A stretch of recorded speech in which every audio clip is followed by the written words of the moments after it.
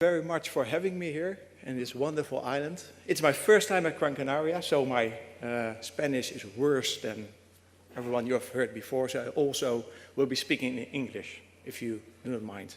But I promise you it's better than when I try to speak in a different language.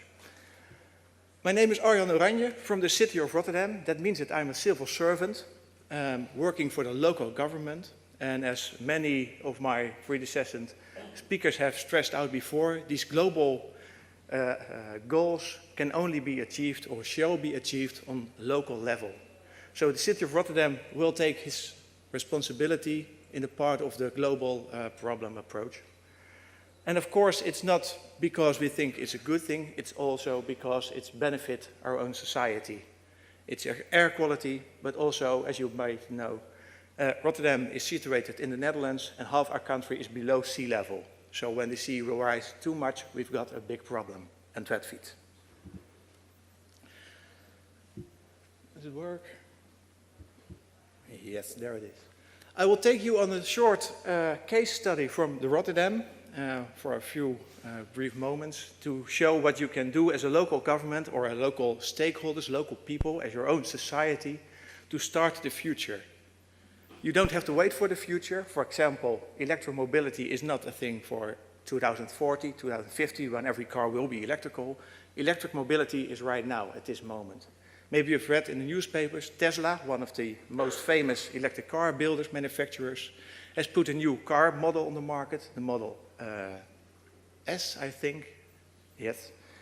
And within 1 week, $10 billion of orders they have received. In 1 week, $10 billion on orders on a car, which is not existing at this moment, but within 2 years. The four main topics I will be talking about. Shortly, a brief introduction to Rotterdam, an overview to understand our context. Some words about sustainable mobility in broad perspective and focusing on charging of electrical vehicles in the city of Rotterdam, the case study. And I will end my presentation by the lessons learned. And maybe you can also have something about these lessons learned. What I'm going to tell you about is not the solution for mobility. It's not the solution for energy. It's one solution, one approach. As Rotterdam, we are twining in some European projects. In one of them, we have worked together with Gran Canaria. And we can see in all these approaches that everyone has a different starting point, but the goals are the same. So the approach is different, but in the end we can learn from each other.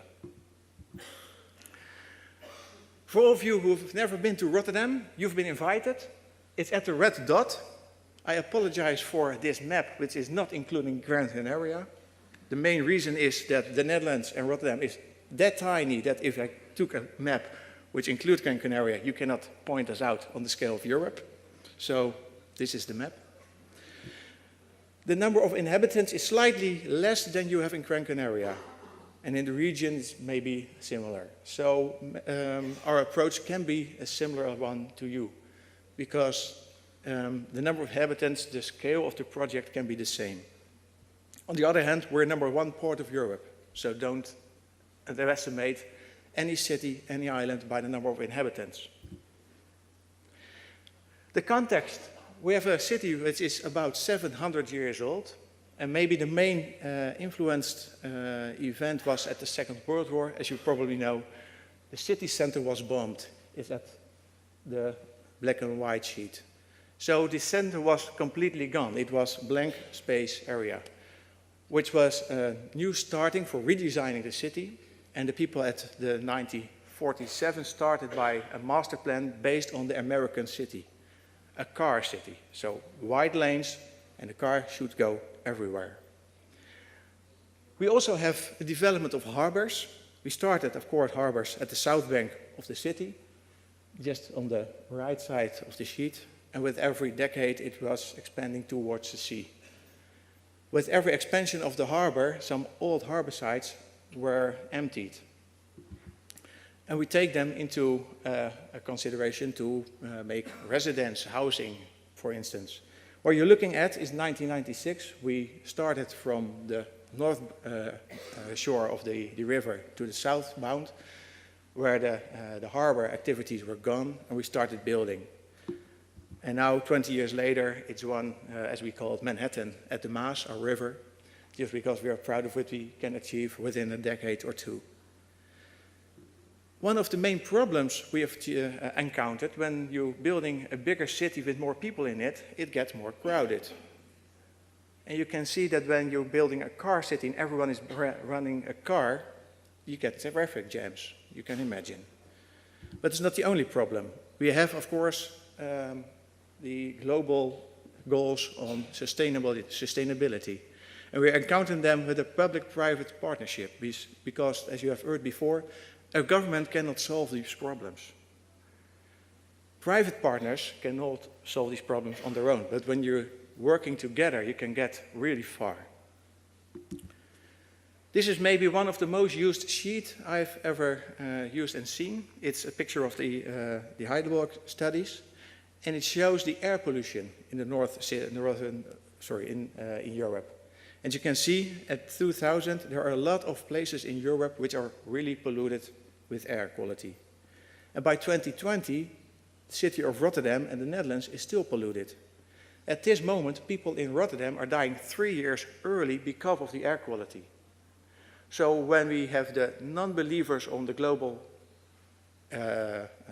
goals, why should we invest in a global change of let's do China do its part?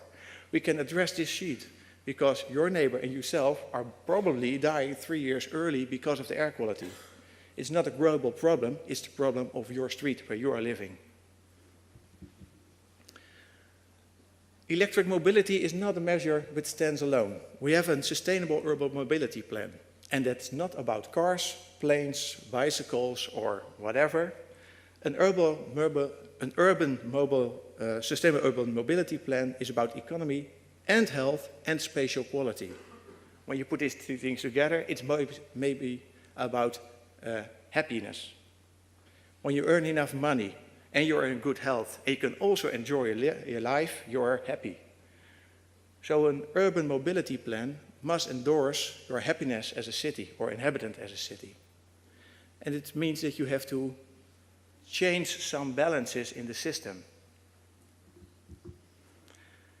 As I stressed out before, the city layout was based on a plan of 1947, based on car accessibility.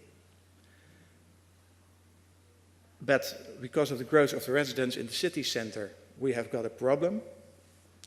And we have to have a transition. Less cars, more of the other modalities. But this transition has already started without us making plans. As you can see in this graph, public transport has gone up bigly because we have invested in new lines. The car use in the city of Rotterdam is staying the same or even going less. With more inhabitants, the car use is staying the same. And the bicycle use is going up for the last 10 years by 60%. It's because of two main reasons. About public awareness, stressed out before by my previous speakers. People are starting to see that a car is not the end of the solution or the thing you have to use every time. Riding a bicycle is also very nice if you've got the infrastructure. I've seen a lot of bicyclists here in Gran Canaria running up the hill for their training, but I think that there are less bicycle riders going to work, maybe because of infrastructures.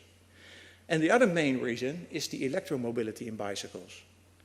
Since the introduction of electric bicycles, you can go to your work when your work is a bit further than you have the power to pedal yourself. And we see really a transition towards bicycles because of the electromobility in the bicycle itself. This is our strategy. It's mostly about making the network better functioning, as most mobility plans. But what this not says is three things. First of all, we are expanding our city lounge. And city lounge means it's a place where you can relax. And if you are breathing toxic gases or a lot of noise from cars, or you cannot sit down because the cars are 3, 4, 5 lines late, it's not a city lounge. So in the city center, we are pulling back the cars, making less space for cars and giving it back to pedestrians and cyclists. Putting banks where you can sit on at the lounge. The second thing, not on this sheet or on this map, is an environmental zone. When you have a car which is built before 1992, you are not allowed to enter the city center anymore because of the air quality. And the third is about electromobility. We still need cars in our city. It's why we have a big economic growth for the last decades. But the cars that in the city can be electrical.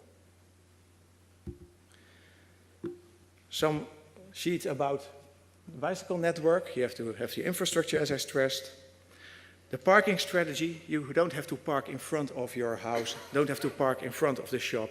Because why will people go to a shop in the third industrial revolution? You have heard of it. People can buy things on the internet. It is brought to you at your home. So the only reason why you go to a shop, not for food, but for shopping, is if you find something you are likely to see, to enjoy the shopping as an experience. When you enjoy shopping as an experience, you don't have to park in front of the shop. You would like to wander around to see different shops. So the car approach is very different for the shopping areas. Let's focus on electric mobility.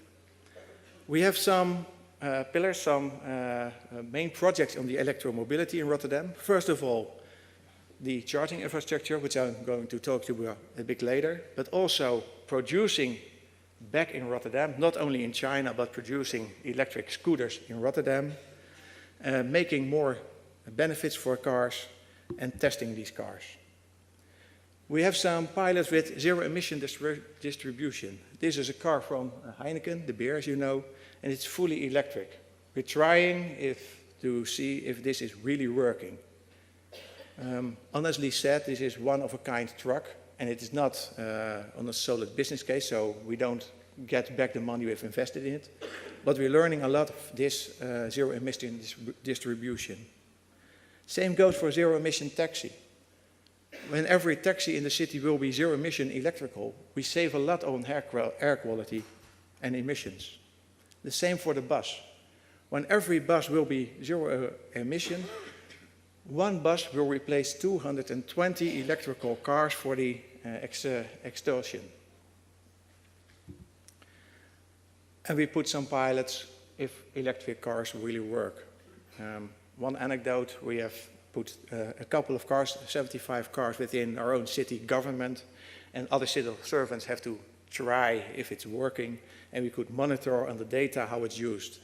And there were some cars which are never plugged. They're still running on gasoline, plug-in hybrids, and one of them was from a sustainable civil servant charged with sustainable transitions. So you have to talk about with people why they are charging or not charging, with problems they have encountered or not.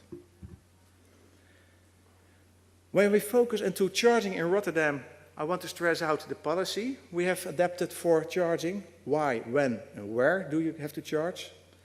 Some words about the market and brands organization, the business model combined to it, and the use of the charging network.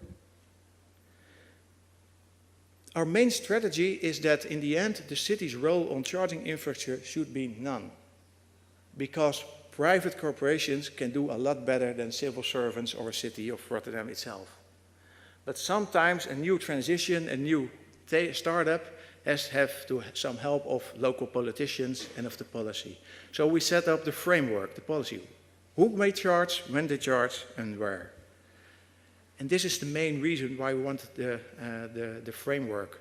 If we don't give an example or giving a solution for charging, this might happen. Because electric cars are coming. In some countries, some first, in other countries a bit later, but electric cars are coming. And if you don't have a charging solution, people will find their own solution. And it's not necessarily the best for you as a city. So step one is setting up the framework. Step two, initiating, attracting companies and working towards a business case. If you don't have a business case for any activity you are conducting, you still have to put money in it. Even if you don't have the money, even if it's growing big, it costs money. So you have to work towards a business case. And when there's a business case, you can withdraw. You can leave it to the private market. We started our policy by the statement, every car in Rotterdam must have the access possibility to charge. I don't know if you have heard of the chicken and the egg problem. When you don't have electric cars, you won't have a charging solution from the market. When there are no charging solutions, no one will buy an electric car. So it's status quo. By promising that we as a city will provide a proper charging solution, people are willing to buy an electric car. And what we see when people are buying an electric car, we can provide the charging solution because we know where the car is. It's demand driven. And that's the other most important thing. As I was pointed out on the map where electric cars will be coming in the next years, I will be wrong because I cannot predict. But I can see where they are at this moment. So a demand-driven approach. When you're starting a new market, you have to make it easy for everybody. So we have said you have to charge where you stop and stay, and not you have to stop to charge. Not stop for fueling it, but where you are parked, there you should charge. By that, we have introduced a charging ladder. Step 1, everybody with private property can charge on their own private property. And it's the best solution for more reasons. Maybe the best solution is you don't use your public space of parking because you use your own private property. But in the Netherlands and in a lot of countries in Europe, you can install your own solar panels on your roof or on your land. So you are producing your own electricity. When you're putting this electricity in your electrical car, your car is also the storage when there is no electricity, when you need the electricity but the sun is gone. So it's a buffer, a capacitor for the demand of your own electricity. But 70% of the people in Rotterdam doesn't have own private property. So we make charging points in public parking garages and on the streets. We encounter 2 problems, and maybe it's here the same, maybe not. We have owners of apartments. They want to charge their car, but they are parking in a privately owned parking garage, and every owner of the apartment complex has to say yes to the investment of a charging point. And the other is the tenants, the renters of houses. If the owner of the house which is rented to you not agrees with the charging solution, you cannot charge, so you cannot buy an electric car. The business model, I will go over this sheet because this is more interesting, is based on the fact that we won't create a monopoly. We have seen in the past that when a company is creating a monopoly, it's not always the best solution for a consumer. When you're parking on the street, you cannot choose which charging pole you want to charge with, because it's on the street, and if you're lucky, there's 1 or 2 charging poles. So as a consumer, the white guy, you can choose different services of charging, and all these services are working on the charging pole of the city of Rotterdam. So you can choose your own service which is rate for you, a flat rate or a night, day rate, or etc., what you like to do. All these cards, RFID cards, are working on charging poles, and you can charge everywhere in the city of Rotterdam with all these cards. More than you can charge in the whole city of the whole country of the Netherlands. All the cities are working together, and all the services are working on all the charging poles in all the cities. So with one card, you can charge everywhere in the Netherlands, and we are dreaming of one card to be used everywhere in Europe, or maybe taking it further on. Get rid of the card and charge with your mobile phone, because your mobile phone is working everywhere in Europe, so why won't we use it to charge? At this moment, there's no solid business case yet, which means that the city of Rotterdam has to invest in the charging poles, and the charging poles are not making enough money to encounter their own costs. 3 main reasons. At this moment, we have too few electric vehicles per charging pole. If you have 1 or 2 cars, it's not enough to make a living out of the charging pole. At this moment, there's a low battery capacity per EV. Unless you buy the Tesla, all the Teslas have a very big battery, 2 Teslas on the charging pole, your problem is solved. And third, there's no mass production yet. Maybe you have bought years ago a flat screen television, which you can buy now for a couple of €100. The first series were a couple of €1,000 when you bought a flat screen television. Because it's new, and something is new and there's no mass production, cost will come up. but when it comes into the phase of mass production, costs will go down. It's also for the electric vehicle itself. It's very costly at this moment, but will become much, much more cheaper, because building an electric vehicle is much easier than building an internal combustion vehicle. Not at this moment, but technically speaking, it's more cheap. And the same goes for the charging point itself. And in the European projects we have twined together, we have seen that you have also country-specific problems. Energy taxes, for instance, in the Netherlands. You pay 1 cent per kilowatt hour on energy tax if you're a corporation. So if you charge your car on your own private property as a corporation, you would pay 1 cent per kilowatt hour on tax. If you charge it at your home as a private person, you pay 12 cent tax. So it's 12 times higher tax just because you're charging somewhere else. These are main issues if you want to have a solid business case or someone investing in electrical vehicles. And there's the force of the local government, local communities. In the Netherlands, we have put our hands together as local communities, the users, the manufacturers of the charging solutions, the governments, the people of the cars themselves. And within the 1st of January of next year, 2017, the taxes will be changed. They will be halved for charging poles. It's not something the local government have started. It's a start from the problems we have encountered on local levels. But by working together, you can solve them. Another problem in the Netherlands are the grid fees from the grid operators. And in some European countries, it's not legal to sell electricity on a charging pole. And if you cannot sell the electricity, you give it away for free. And when everything you give away for free is very nice, but it's not sustainable. Maybe in a different way, but sustainable means you can go on forever with it, and free isn't. The usage of the charging network is maybe best expressed at this picture. When I started my project in 2011, we had 2 charging poles. At this moment, we have over 1,800 charging poles across the city of Rotterdam. All demand-driven, placed over there, and we see that the usage of the charging pole itself is going up, but also there are far less places where you don't have, can find a charging pole in a few meters. When we look at the usage, you can calculate, measure the number of kilowatt hours put into a car. You can reverse it into electrical kilometers, and we can calculate how much electrical kilometers are being charged in the city of Rotterdam.